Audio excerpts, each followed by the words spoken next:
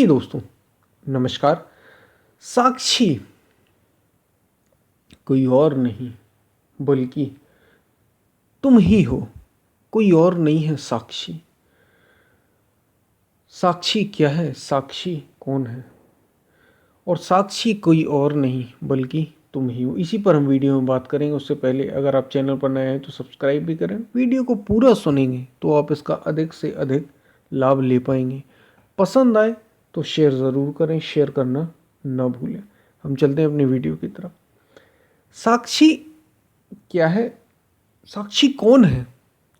इस पर हमने अभी ही हमने कुछ दिन, शायद 1-2 दिन या 3-4 दिन पहले ही एक वीडियो में बात की थी। दृष्टा और साक्षी में क्या अंतर है वो आप चैनल में देख सकते हैं। साक्षी है क्या, उस पर हमने बड़े अच्छे से, बड़े डिटेल से बात की थी। लेकिन उसके बाद ही इस पर कई सारी बात आई और हमारे एक मित्र ने ये कहा कि आप इस पर और भी बात करें, साक्षी पर ऐसी वीडियो और भी बनाएं। तो साक्षी कोई और नहीं बल्कि तुम ही हो। क्योंकि ये जो साक्षी भाव है या साक्षी है, ये अंतिम है, यूं कह लें। इसके बाद कुछ और जानना नहीं है आपको, यही जानना है। ये मूल है आपके जीवन का। ये जो साक्षी भाव है, ये जो साक्षित्व है, ये जो साक्षी है। और ये ऐसा नहीं होता कि मेरा अलग हो साक्षी और आपका अलग हो साक्षी और किसी और का अलग हो। अनुभव तो सब अलग ही अलग करेंगे, लेकिन ये है मूलतः एक। ये एक से दूसरा नहीं हुआ, ये सब में है, सब जगह है, एक समान है। इसलिए कहा जो ज्ञानी जन है, जिन्होंने अपने को जाना, जिन्होंने आत्मज्ञान पाया, वे पंडिता समदर्शिना। सा महात्मा अति दुर्लभ। भगवान श्री कृष्ण गीता में अर्जुन से कह रहे हैं कि अर्जुन, ऐसा महात्मा अति दुर्लभ है। कौन सा? जो अपनी ही आत्मा का विस्तार सब में देखे। अपनी ही आत्मा का विस्तार, उसे कोई भेद न दिखाई दे, अपनी ही आत्मा का विस्तार सब में देखे।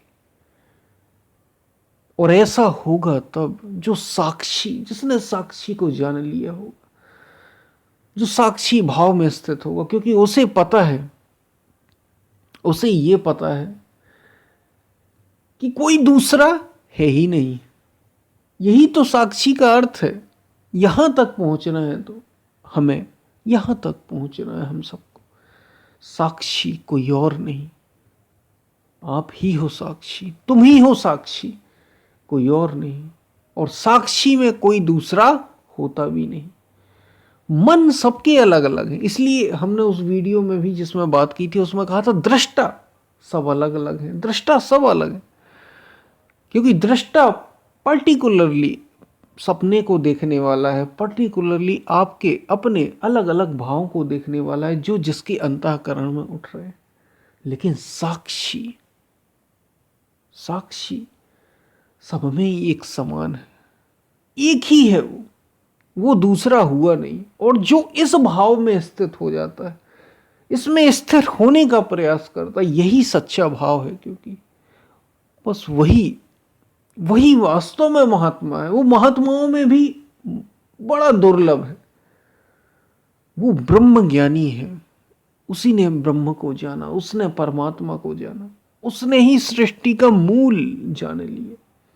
वो मृत्यु के परे हो गया, जो साक्षी भाव में स्थित हो गया। इसने साक्षी को जान लिया और उसमें स्थित हो गया, उसमें स्थिर हो गया। उसने सबको जान लिया। वो मृत्यु, वो काल की भी पार हो जाता है। काल उसका स्पर्श नहीं कर पाता। और वो कोई और नहीं। खोजते खोजते खोजते खोजते खोजते पाओगे गहरे में, बड़े गहरे में, कि वो जिसको तुम खोज रहे थे वो कोई और नहीं, तुम ही हो। इस ब्रह्मांड में, इस ब्रह्मांड के मूल में कोई और नहीं, तुम ही हो। वही वो साक्षी भाव, इसलिए कहा हम सो हम एक मंत्र है। सो जैसा वो वैसे हम, एक ही है, दो है ही नहीं। यही अद्वैत भाव है परम, यही कैवल्य ज्ञान भी है। सारी बातें एक ही है, साक्षी। इस साक्षी को पकड़ो, इस साक्षी में ही स्थित हो जाओ। इस भाव का बार बार बार बार मन में इसका स्मरण करो, इसमें स्थित हो बार बार। यही सब कुछ है और ये निश्चल तत्व है, यही वो परम तत्व। ये निश्चल है। साक्षी ऐसा नहीं है कि वो हिलता डुलता, आता जाता, रहता सोता, खाता पीता, देखता सूंघता, जानता पहचानता, ये सब करता फिरता हो। नहीं नहीं, वो तो बस है। वो एक ऐसा समझे कि वो एक उपस्थिति है।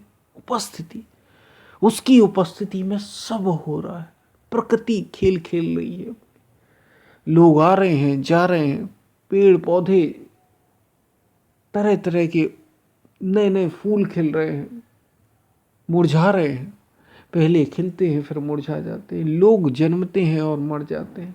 उसकी उपस्थिति है बस। पशु पक्षी सब कुछ सब में एक समान है। सोचिए, और वो कोई और नहीं। जानोगे तो पाओगे कि वो मैं ही हूं, वो आप ही है।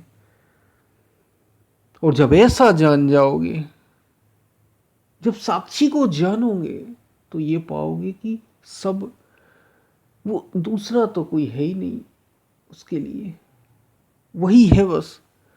तो पाओगी सब मनुष्यों में वो आपके माता पिता भाई बंधु रिश्तेदार मित्र प्रियजन, इनमें भी वो है। तो मैं ही इनमें भी हूं और मैं ही इस शरीर में भी हूं।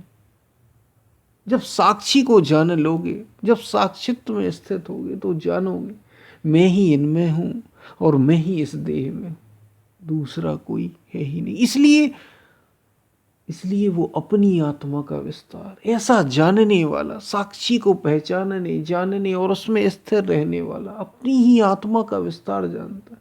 इसलिए वो किसी का, ऐसा व्यक्ति किसी का अहित क्या करेगा, उसका खुद का ही अहित है। किसी को दुख क्यों पहुंचाएगा? वो पशु पक्षी पेड़ पौधे क्यों ना हो, समस्त चराचर किसी को दुख पहुंचा ही नहीं सकता। किसी के साथ कुछ गलत कर ही नहीं सकता, वो पाप कर ही नहीं सकता। वो क्यों? दूसरा कोई हो तब तो हो। दूसरा कोई है ही नहीं, सब वो स्वयं ही है। भर अहोभाव से भर जाता है, कृतकृत्य हो जाता है जो साक्षी को जान लेता है। धन्य हो जाता है उसका जीवन। पेड़ पौधे पशु पक्षी जीव जंतु चर अचर, आकाश धरती वायु अग्नि पृथ्वी, सब में सब जगह सर्वत्र एक समान, बस वही साक्षी। और ऐसा वो अपने को जान लेता।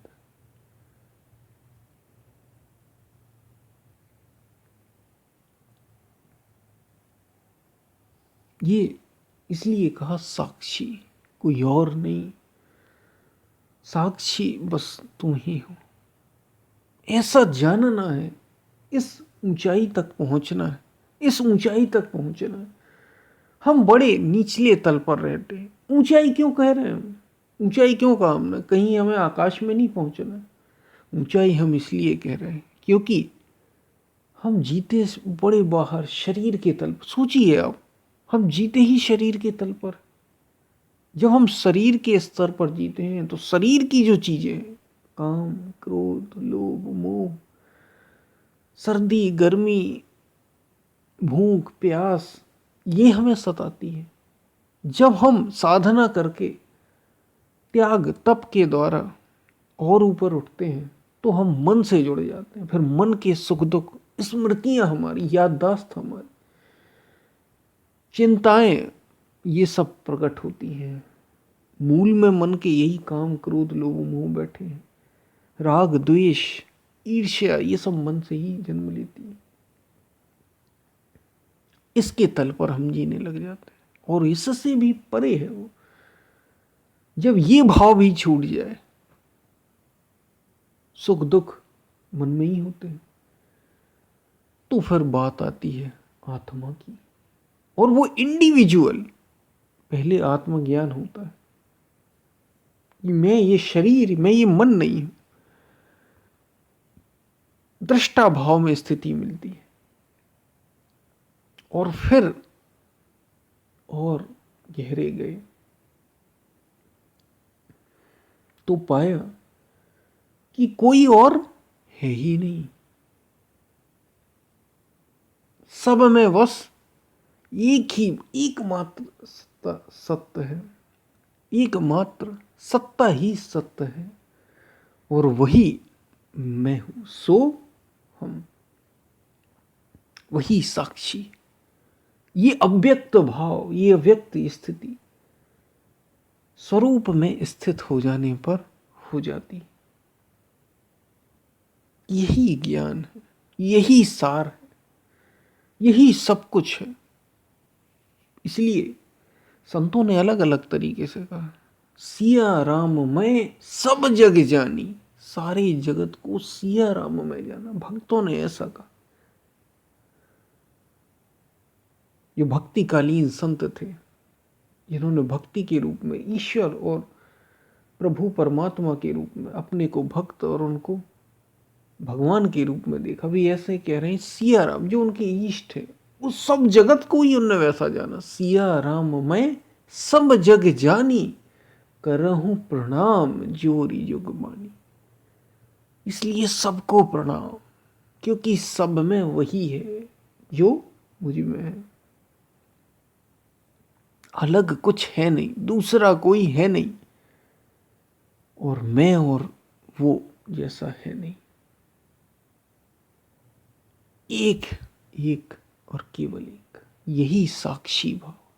इसको हमेशा, और ये एक बार आप सुन लेंगे, एक बार आप समझ लेंगे, एक बार ये हृदय में आ जाए, लेकिन केवल इससे बात नहीं बनेगी, बार बार इसकी स्मृति करना होगी, बार बार बार बार समझना होगा, बार बार इसकी स्मृति करनी होगी। साक्षी क्या है और कौन है, इस पर हमने बड़े अच्छे से दृष्टा और साक्षी में क्या अंतर वीडियो में बात की है, उसको आप जरूर सुने। अंतर क्या है हमने बड़े अच्छे से बात की। हम यहां साक्षी का, साक्षी कोई और नहीं बल्कि तुम ही हो, जो अपने को दुखी सुखी होने वाला समझ रहा है ना अभी, क्योंकि हम जुड़े शरीर से हैं, हम जुड़े मन से हैं, हम अपने से जुड़े ही कहां, इसलिए हमें सुख दुख अपने लगते हैं, क्योंकि शरीर है हम। सर्दी गर्मी भूख प्यास ये शरीर के धर्म है। सुख दुख लाभ हानि अच्छा बुरा यश अपयश ये सब मान अपमान ये सब मन के धर्म। इनसे हम जुड़े हैं तो हमें यही लगता रहता कि हम बस यही हैं। साक्षी तो तुम जब होगे जब तुम साक्षी से जुड़ जाओगे, जुड़ना तुम्हें ही है। इसीलिए तो अलग अलग है हमारे, मेरा मन अलग है, आपका मन अलग है, किसी दूसरे का मन दूसरे तरीके का है। शरीर भी सबके अलग अलग है, पशु का अलग है, स्त्री का अलग है, पुरुष का अलग है, बच्चे का अलग है, बूढ़े का अलग है। इसलिए हमें सब अलग अलग दिखते रहते हैं, लेकिन क्या वास्तव में अलग अलग? मूल में जानोगे जब गहरे में खोजोगे,